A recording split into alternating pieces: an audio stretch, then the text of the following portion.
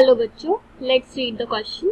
The question says, state the role of thymus as a lymphoid organ.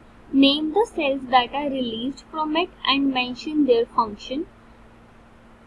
So हमें बताना है जो thymus है ये lymphoid organ होता है, इसका क्या रोल होता है और कौन से cells जो है यहाँ से रिलीज होते हैं एंड उनका फंक्शन बताना है. So सबसे पहले इस क्वेश्चन का की कॉन्सेप्ट लिख लेते हैं. So the key concept is thymus. So इस क्वेश्चन में हम thymus की बात कर रहे हैं. So thymus जो है ये एक lymphoid organ होता है. It is a lymphoid organ.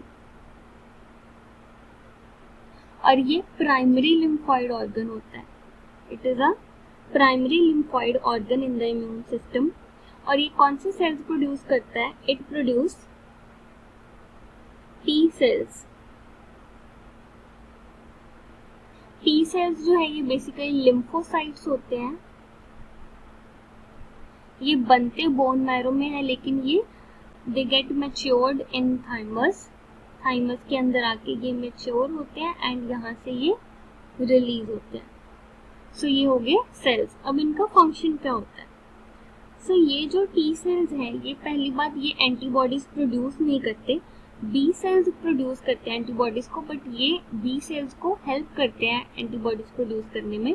So these help B cells to produce antibodies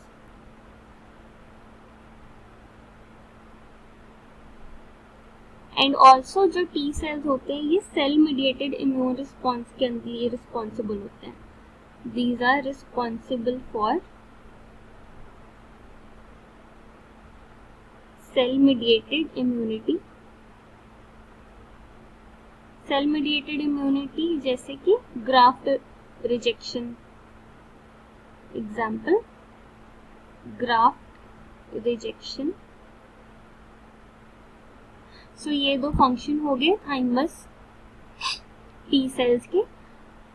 so thymus is the primary lymphoid organ. इसके अंदर जो सेल्स रिलीज होते हैं वो होते हैं टी सेल्स.